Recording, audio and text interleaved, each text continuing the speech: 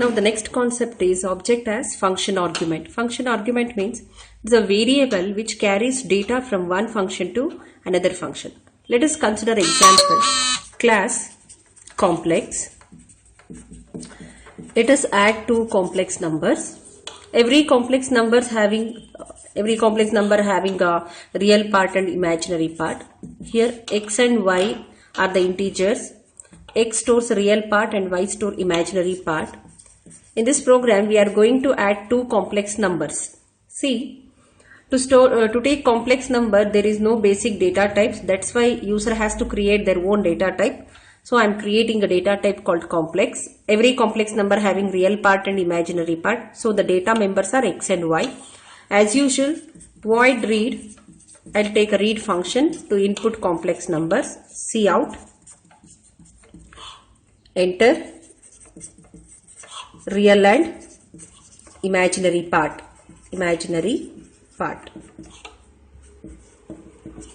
Cin extraction x extraction y. And one more function, void display. Void disp. Cout. I'll display as a complex number format, that is a plus ib. The real part is in x. Plus I, as it is I want to display, so I have to use the double quotes there, y. After displaying one complex number, I want to move cursor to next line, so I give \n. And one more function we required in this program. We are going to add two complex numbers now, so we have to define one more function, that is void add.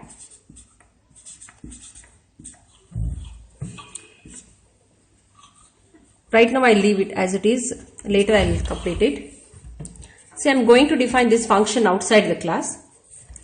You know the defining member function outside the class. Return type specifier, class name is complex, scope resolution, and the function name is add.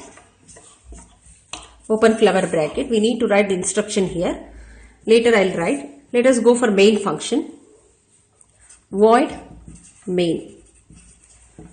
Initially I told this program is about addition of two complex numbers. Now the data type is ready here.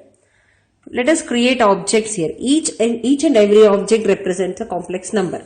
I'll take two complex number here. Complex C1, C2. Cout. Let us read the data members of C1.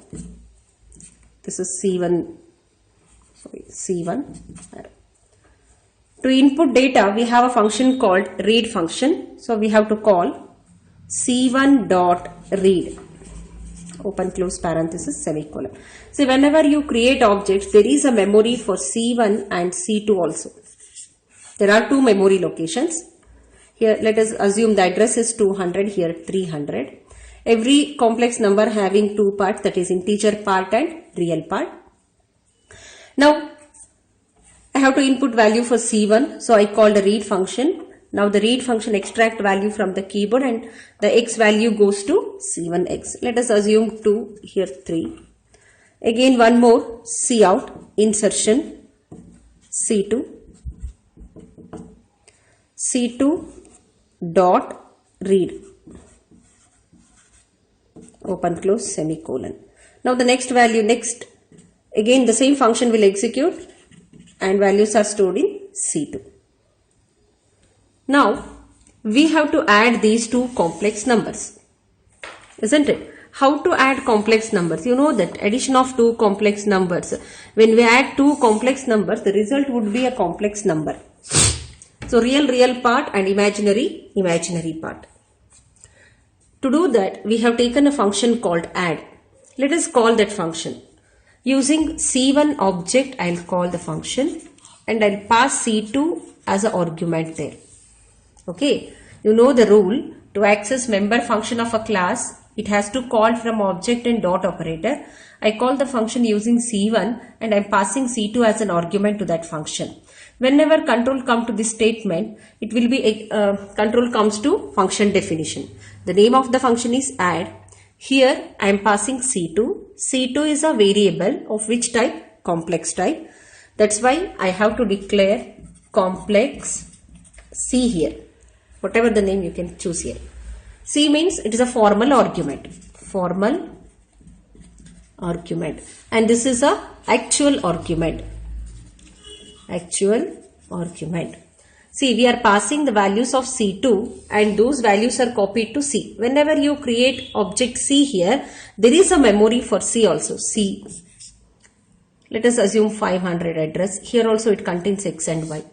The values of C2, what are the values? 4 and 5. 4 goes to X and 5 goes to Y. In this function definition, we can access the values of C2 through C because the values of C2 are copied to C. Now, the result of complex numbers, addition of two complex numbers is again a complex number. To store result, I'll take one more complex number here. Here also I declared a complex number. So there is also a memory for C3. Here also it contains X and Y, some 900 address. Okay. Now, C3 dot X is equal to X plus C dot X. What does it mean?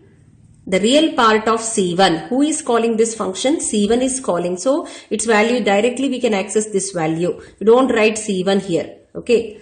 X plus C dot X. C dot X means C2 value. C2 values are copied to C. So, C dot X means indirectly we are accessing the C2X. C3 dot Y is equal to Y plus C dot Y. Now, C3 dot X. What is there in X? See, this X means C1X. What is there? 2.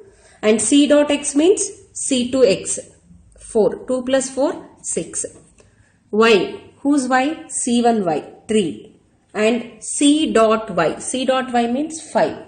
3 plus 5, 8. Okay, now answer is in C3. So, we shall display C3. There is a display function whose values has to display here? C3 values. So, I have to call that function using C3 object. Isn't it? See here, we have defined add function outside the class. So, we have to declare inside the class and declaration must contain the data type here. What type of value we are passing here? What type of value? What type of argument here? C2. C2 is a complex type. So, we have to mention the data type here, complex. Isn't it? I hope you understood how to pass object as a function argument. See, in every program, we won't pass object as function argument. But in some programs, it is mandatory. Such program I have taken as an example. For the exam point of view, I'll take another example. How to use object as function argument. I hope you understood this program.